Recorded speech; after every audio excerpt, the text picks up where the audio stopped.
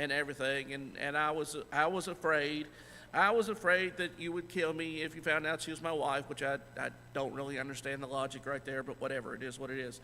But anyway, so you get here and you get to verse number 16. And so here's Isaac, and he's dwelling in the land. And in the end of verse, let me just read the end of verse 14. It says, "For he had possession of flocks and possession of herds and great store of servants, and the Philistines envied him." So here's Abimelech, and he's going to end up with a problem, because the Philistines, the people of the land, looked at Isaac, and they looked and they saw how that God was blessing him, and God was blessing him a hundredfold, and they were not getting blessed. Their crops were not growing at 100-fold, and so they looked at Isaac and they envied Isaac. They saw his flocks, they saw his herds, they saw how much he had, and they envied him. And so they must have went to Abimelech and said, "Hey, we want this guy to go." And no doubt there was probably somewhat of a conversation between them, saying, "Hey, I mean, he's not caused any problems. He's not causing anyone any problems. As a matter of fact, he seems to be blessed, and everything's going good." And yet they said, "No, we just want him to go. We just want him to go." So you can imagine, here comes Abimelech, and I know that a tent doesn't have a door, but you can imagine in this day and age, someone tells Isaac while he's in his tent, "Hey, Abimelech wants to see you. Abimelech wants to see you." And Isaac's like, "Well, okay, let me go out and see him. We've been kind of friendly, ever since we had that little disagreement over Rebecca. But we've been friendly, and he's been nice to me, and I've been nice to him, And can you imagine? I mean, have you ever had a conversation? If you've ever been fired from a job, I don't necessarily have to have a show of hands, but anyone ever been fired from a job? Have you ever been let go from a job? And the worst is when you're like, "Oh, I think I'm finally gonna get that raise I've been working for. Oh, I'm about to get that promotion I've been working so hard for." And they're like, "Hey, can you come in?" The only time I ever got fired from a job was actually down here, and they couldn't get a hold of me because I was working night shift, and so they got a hold of my father-in-law, and he came and he pounded on the window in your old house where me and Samuel lived, and pounded on the window and said, "Hey, you just got fired." And I'm like, "Okay, well, that's amazing. Glad." I was actually kind of glad because I didn't like working there, but anyway. But, sometimes you're working and you're like, "Oh, man, I'm working so hard, and I think they finally like me." And they bring you in the office. I remember where we work, Jake, I got in a wreck right out at the end of the road out there. I was going to turn left into Enterprise Way, and I got hit head on. And there was a guy that he started a week before me. So he started on 9/20, I started on 9/27. And they were going to fire him that day. And so I was trying to get in and get out because I knew he was going to get fired. And so because I got in a wreck, all the plans got messed up. And so they're like, "Hey, just stay here." And he's like, "Well, I don't know why I can't go to do my job." And so after I got in the wreck, I had to come into the office for a few minutes. And then they were going to take me over just to get me checked out. And he was sitting in there, and I could still see him sitting there. And I went in. I'm like, "Hey, Don, what's going on?" He's actually passed away now, but I'm like, "Hey, Don, how's it going, man?" And he asked me about the record a little bit, but I knew he was about to get fired, and he didn't know why he was still sitting there. And so I knew he wasn't going to take it well, but they took me off, and then they let him go. And I saw him a few weeks later, and he still wasn't happy about being fired. But you can imagine. Sometimes you're like, "Man, I've worked my way up for this raise. I've worked my way up for this promotion." And instead, they bring you in like, "Hey, we need to talk. Yeah, the company's kind of going in a different position, different direction. So we're doing away with your position." Like, what? And so no doubt Isaac had to feel somewhat like that. Well, here he is. He's dwelling in the land, and everything's looking great. It's wonderful. God's blessing him 100-fold, and everything's wonderful, except the Philistines envied him. And so because of that, they put Abimelech in a bad position. They said, "Hey, you need to get him out of here. You need to tell him to go." And so he tells him, and he says, "Go from us, for thou art much mightier than we." And I read that right there, and I think about it. I'm like, well, I mean, if you tell someone to go from us, for you're mightier than we, he might have just got mad and said, okay, well, I'm not going to leave, and what are you going to do about it? If you think I'm mightier than you are, and you're scared of me, then I'm not going to leave, and what are you going to do about it? But that wasn't Isaac's personality. We'll see that Isaac and Abraham had different personalities. Even though it was a father and son, and a lot of times you just think, well, the son's going to act just like the father, and that's not necessarily the case. And so Isaac was opposite. If you remember, whenever they took Abraham's well, when Abimelech, whenever he come to him, he said, hey, we got something. We'll make a covenant. We got something we're going to talk about first. We're talking about this well, and until you acknowledge that's my well. And until you acknowledge that's my well, we're not going any further. But Isaac just said, okay, that's fine. That's fine. If you want me to go, that's what I'll do. And so it says in verse 17 that he departed thence and pitched his tent in the valley of Gerar and dwelt there. And so now here he is. He moves down a little bit away from where he was, and he pitches his tent there. And if you can picture this in your mind, like I said, when I read my Bible, I try and picture the places. I try and picture the what's going on. So here he is, and he comes down into this valley, and he looks and he says, "This is a nice place." But if you remember, Abraham has dug wells all over the place.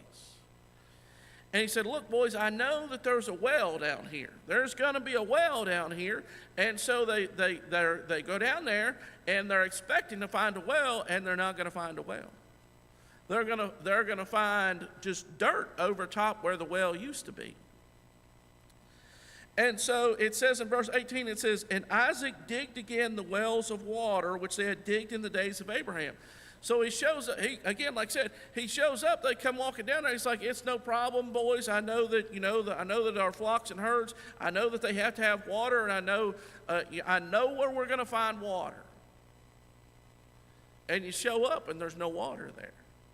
And we talked about that some last week, but and again, I'll just mention it. But you think about churches where at one point in time you could find water there, but you can't find water there anymore. You think about families. I mentioned that last week, and you think about families. You think about someone that when you got in church, they were someone you looked up to, someone that you aspired to be like in your Christian life, in your Christian walk. You said, "I tell you what, if I ever get to where they're at, I'll be doing pretty good." And there's no water there now. They got out for whatever reason. They got out of church, and it's a shame that you see it, but it starts out pretty slow, but it spirals pretty quickly after that. They get out and they just start doing one thing, and they do another, and they do another, and do another, and before long they're not even going to any church.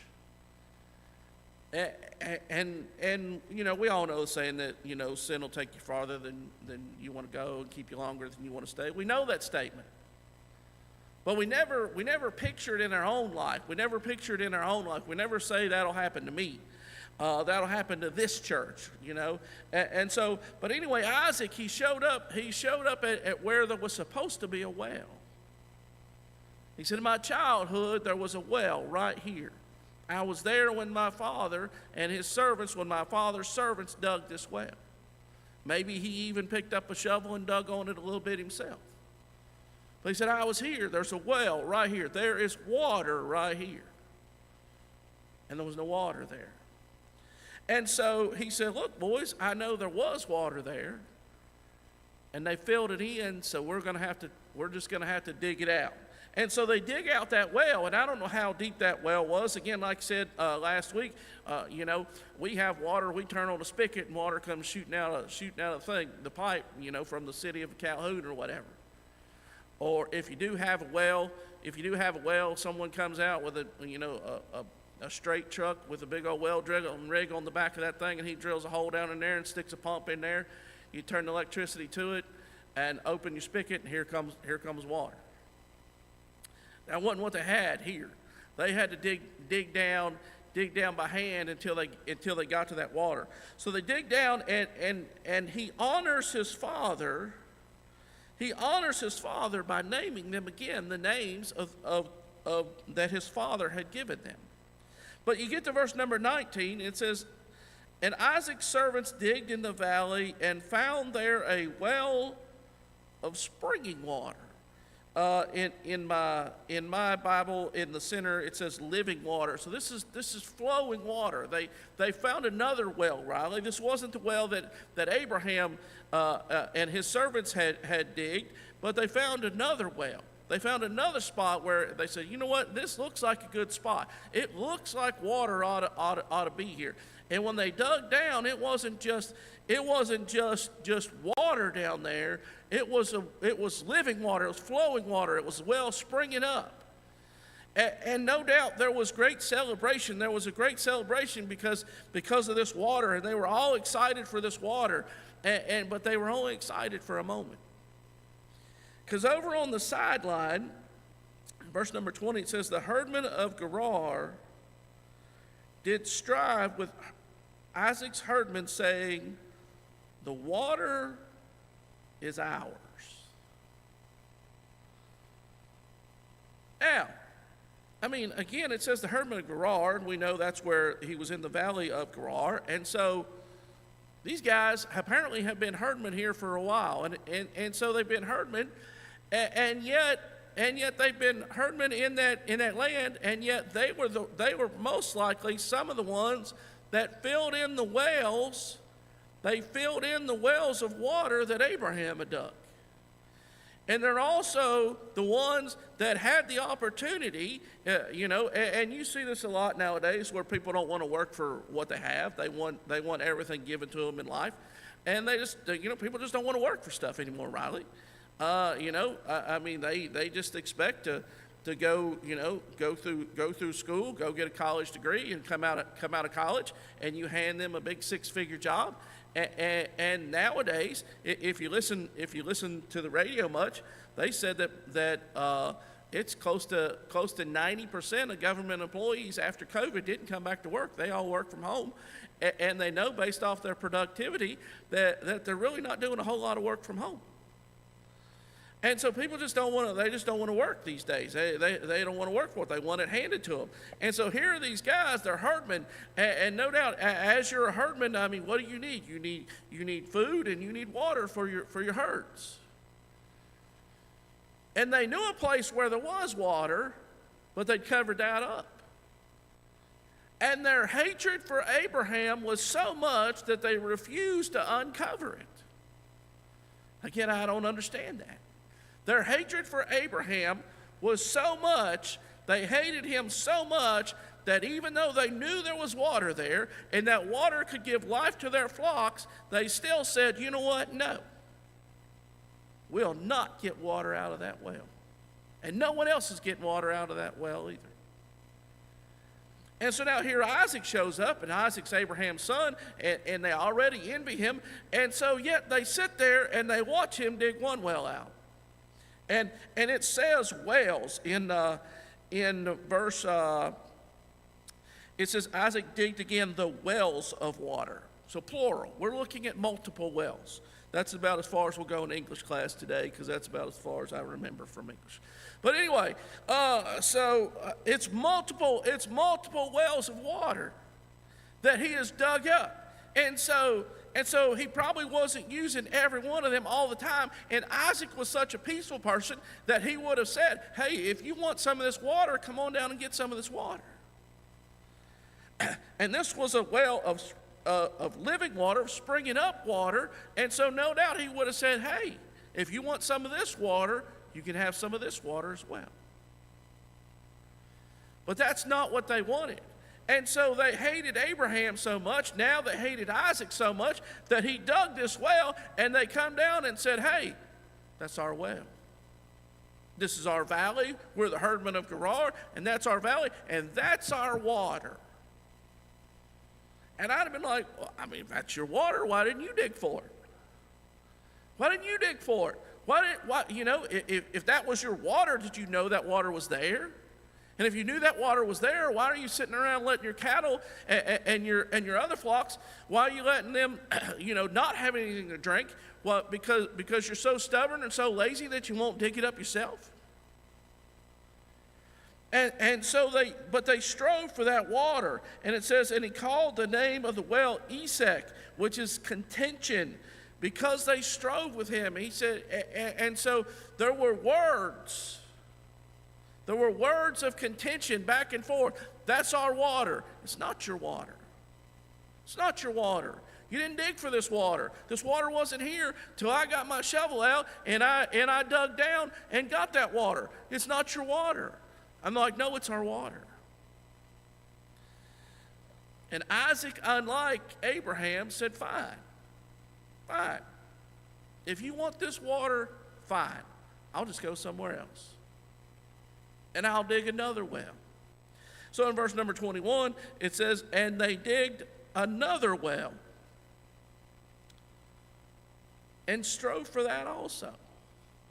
So now here he is. He's dug another well, and he's found water again, and he's got this water now, and he's like, all right, I gave him that well. They'll leave me alone now. And some people are never satisfied to leave you alone. Some people are not satisfied when you're in their crosshairs. You're like, fine, whatever. It's not worth fighting for. You can have it. And you're like, okay, it's over, and it's not over. You go somewhere else, you do something else, and lo and behold, who shows up to strive again? It's like, boys, I gave you a well of living water. You're standing, you now have a well of living water that you did not have before I was here. I gave it to you and said, fine, I'll go somewhere else. What are you doing down here? And they're like, that's our water too. You're taking our water. He's like, there was no water here. It's the same thing, Riley, except he calls this one he calls it hatred. He realized this is not just contention. This is not just a little bit of friction. This is hatred. This is hatred. There was no reason for them to take this second well. They had been watering their flocks. They had been watering their herds without any of the wells that he had dug up. But he had dug up the wells that his father had dug, and now he got another well that was a living water. It was a springing up well. He dug that one up, and he's like, boys, you've got 3 or 4 times the amount of water that you ever had before I came into this valley. And they said, we don't care. This is our water as well. And he said, y'all just hate me. That's the only conclusion to the matter. The conclusion to the matter is not that you need this water. It's not that this water was your water to begin with. No matter what, you were not going to be satisfied with me living where I was living, and because of your jealousy, because of your envy, you were always going to hate me, and you're always going to claim that. And so he said, at least let me name this well. It's my well, I dug it, and at least let me give it a name, and I'm going to give it the name of hatred. Sitna. Why? Because y'all hate me for no reason. And so in verse number 22, it says, and he removed from thence and digged another well. And you can imagine, it starts getting frustrated. You start getting frustrated. He's dug up multiple of his father's wells, and he's like, I don't understand why anyone would fill in a well.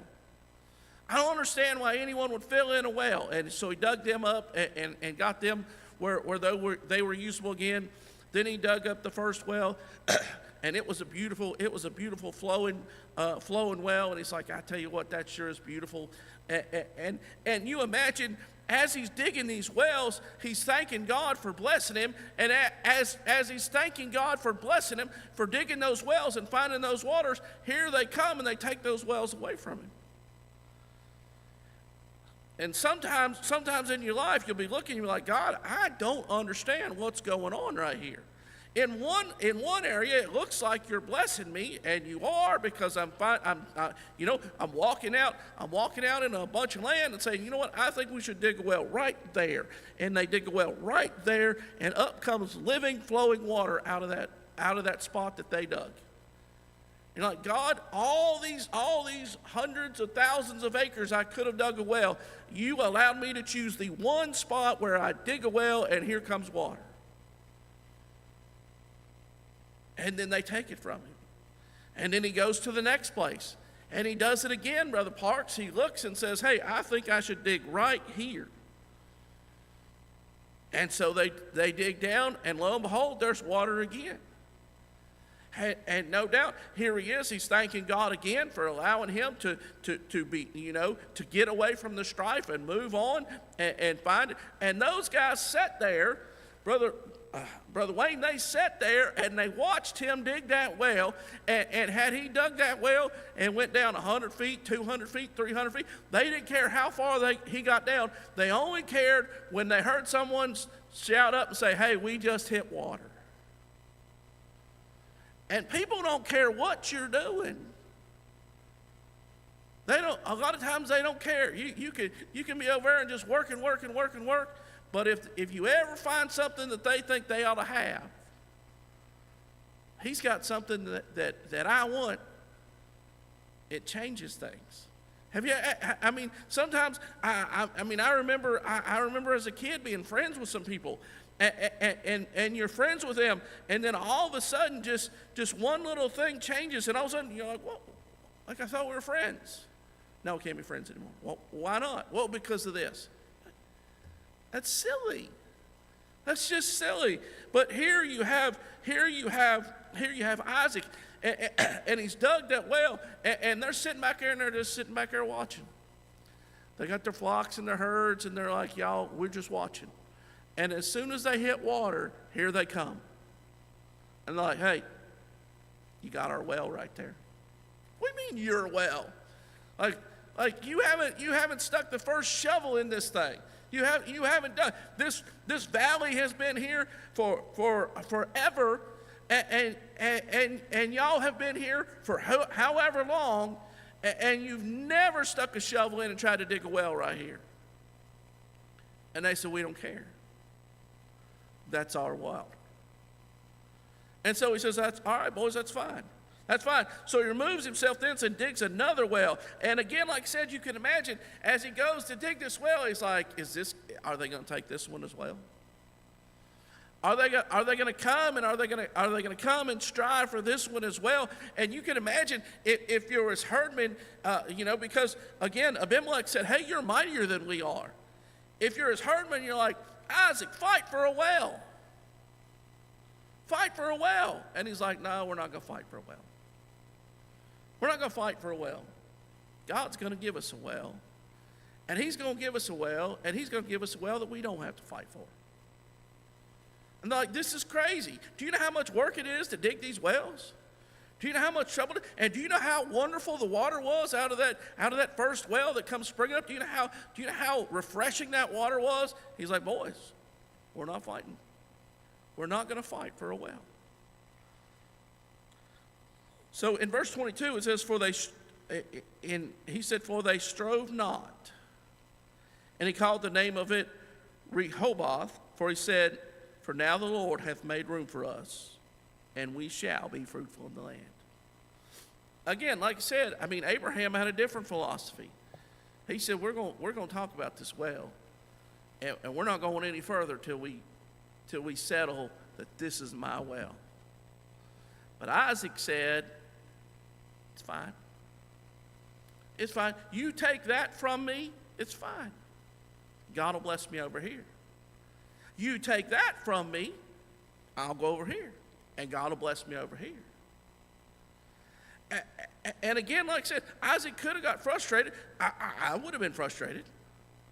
No doubt his herdmen had to be frustrated, because they're the ones that were doing all the work, digging that well, and they get to that water, and they're like, man, we're on easy street now. We don't have to work so hard, because we got this nice flowing well.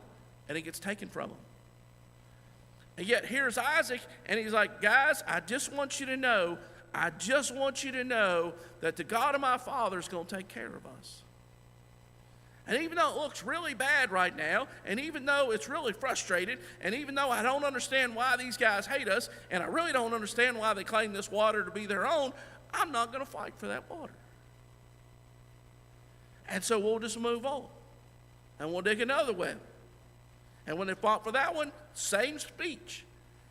And they're like, really? And they're like, he's like, yeah, let's go. And so they move a little bit further, and they come to this place, and God does what Isaac said he was going to do. He said he's going to make room for us.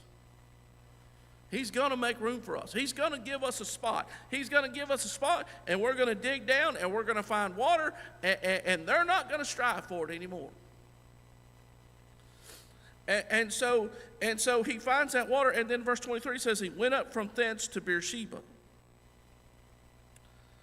And the Lord appeared unto him the same night, and said, I am the God of Abraham thy father. Fear not, for I am with thee, and will bless thee, and will multiply thy seed for my servant Abraham's sake. So here he is. He's been through contention, and he's been through hatred. And now God has made room for him, but now God comes to him. And I know, and sometimes when we get in church, you're naive, and you think, oh, I just got in church and I just got saved, and everything's going to be great, and everything's going to be wonderful, and everything's going to be so smooth, and every time I get a new conviction, people are going to come pat me on the back and say that's wonderful. And it doesn't work out that way, does it, Riley? It doesn't work out that way. It's not, some people pat you on the back, some people are like, come here, I need to talk to you. Well, we need to talk about this. And your family that has shed tear after tear after tear, like, oh, please, my son, he's so bad. Oh, my daughter, she's so bad. I just wish something would happen. And then they get saved, and God changes their life, and then they're like, well, they went a little bit too far right there. I just don't know about that church they're at. They just went too far. And you're like, what did you want? What did you want? And so here he is. He's been through contention. And if you're in church very long, guess what? You're going to find there's some contention there. If you're in church very long, you're going to find there's some hatred there. You're just going to find it. Sometimes I don't even always think it's intentional. Sometimes it is. I don't think everyone that goes to church is a Christian. I just don't. And sometimes people, sometimes they don't know any better. Sometimes they do know better. If you've been around very long, you'll see there's some cantankerous people that go to church. There's cantankerous, and you're like, why do you even come? But they come. And so he's been through contention, and he's been through hatred. He's been through strife. And then God made room for him. And after God made room for him, God came to him. And so a lot of times we want it the other way. We want God to come to us first and us trust him. But sometimes you have to trust him first, and then he comes to you. Sometimes you just have to throw up your hands like Isaac and say, I don't understand. I don't understand why I don't understand why they're claiming this is their water. I don't understand why they're fighting over this water. I've already opened up more than one well for them to water their flocks and herds. I don't understand why we're fighting over this. And then I'm not going to fight. I'm just going to move on. And then they fight again. And he's like, God, I really don't understand.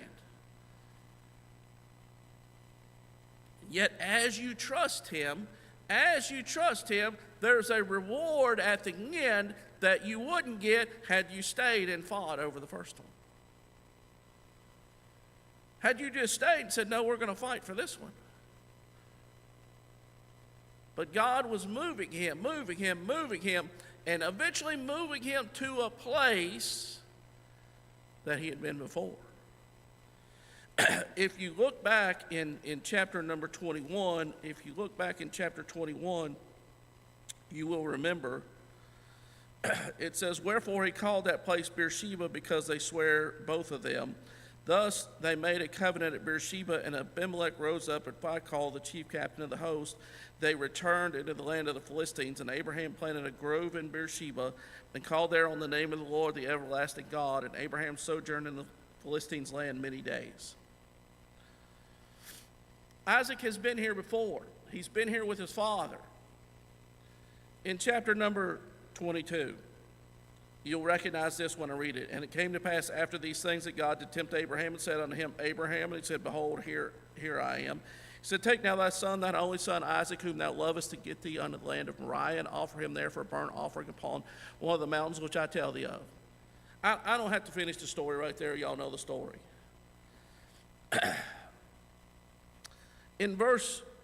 So I'll just read verse 15. In verse 15, "The angel of the Lord called unto Abraham out of heaven the second time and said, By myself have I sworn, saith the Lord, for because thou hast done this thing, and hast not withheld thy son, thine only son, that in blessing I will bless thee, and multiplying I will multiply thy seed, as the stars of heaven, and as the sand which is upon the seashore, and thy seed shall possess the gate of his enemies.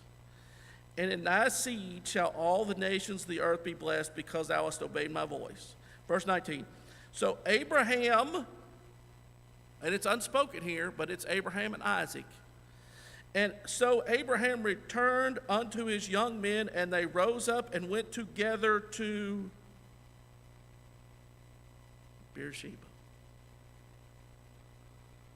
And Abraham dwelt at Beersheba."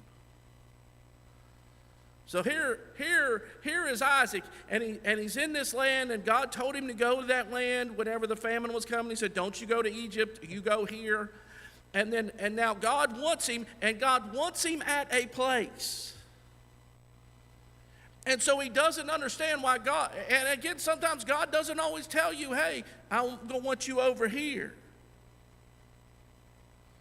But because of things in his life, he moved, and then he moved again.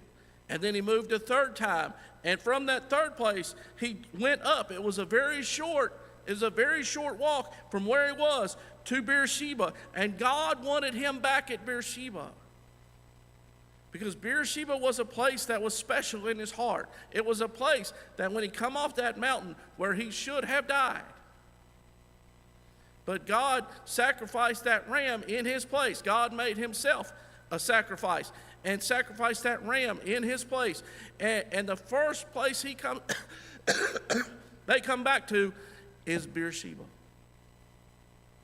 And so now here is Isaac, and he's in this place, where God has caused his father to make an oath in this place, and caused his father to plant a grove in this place. And now Isaac is planting an altar in the same place. Verse 25, it says, "And he builded an altar there, and called upon the name of the Lord, and pitched his tent there. And there Isaac's servants digged a well." So now here he is, and he's back in this place, and he's in the place that God wants him to be at, and his servants are digging a well, and lo and behold, look what happens. It says, "And Abimelech went to him from Gerar, and Huzath, one of his friends, and Phicol, the chief captain of his army. And Isaac said unto him, Wherefore come ye to me, seeing that ye hate me, and sent me away from you?" He said, "Well, I mean, look, I've already left, and y'all hate me. Why are you coming to me?" And they said, "We saw certainly that the Lord was with thee, and we said, Let there be now an oath betwixt us, even betwixt us and thee, and let us make a covenant with thee. Thou wilt do us no hurt, as we have not touched thee, and as we have done unto thee nothing but good." Maybe that's a little stretch. Maybe that's a stretch.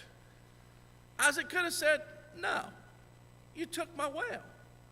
You took my well, and then you took another well, and I had to keep moving." But instead, Isaac's like, "You know what? God worked it out for my good. God brought me to the place that he wanted me to be at, and fine. if you want an oath, I'll make an oath with you. I'm not even mad. I'm not even going to bring it up. My father brought it up, said, no, we're talking about that well. But I'm not even going to bring it up. We're not even going to talk about it because I'm over it. And sometimes in your Christian life, the hardest thing to do is to get over it. Sometimes that's the hardest thing to do, Chris. Is just, God wants you to get over it. And you just can't.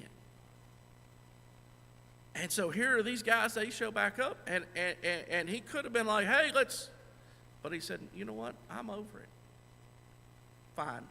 You want an oath? And it says, and he made a feast, and they did eat and drink, and rose up betimes, multiple times in the morning, and swear one to another. And Isaac sent them away, and they departed from him in peace. But because of that, in verse 32, it says, and it came to pass the same day. The same day. The same day that here someone who had treated him poorly, and he returned good for evil, someone that had treated him poorly, and the people that were under him treated him poorly, that they come to him and said, hey, we want to make a covenant. And instead of him saying, we're going to settle a bunch of stuff first, he said, you know what, boys, I'm over it. God has treated me good, and God will continue to treat me good, and God has blessed me, and he's put me in the place where he wants me to be. It says the same day. The same day. Not a different day. Not 2 years later, like, poor Joseph had to sit down there in that prison 2 extra years. The same day that Isaac's servants came and told him concerning the well which they had digged, and said unto him, we have found water. In verse 33 it says, and he called it Sheba. Therefore the name of the city is Beersheba unto this day. Again, same thing his father called it, the well of an oath. And here's Abimelech again. They're having an oath at the same spot, but here is God proving himself to Isaac just like he proved himself to Abraham, that no matter what you're going through, I'm going to take care of you. And the last thing I'll say, if you remember from our study, if you remember that Beersheba was also a place that Jacob returned to. And there was a grove there, and there was an altar there, and then Jacob returned to. And God met him there as well. Thank you.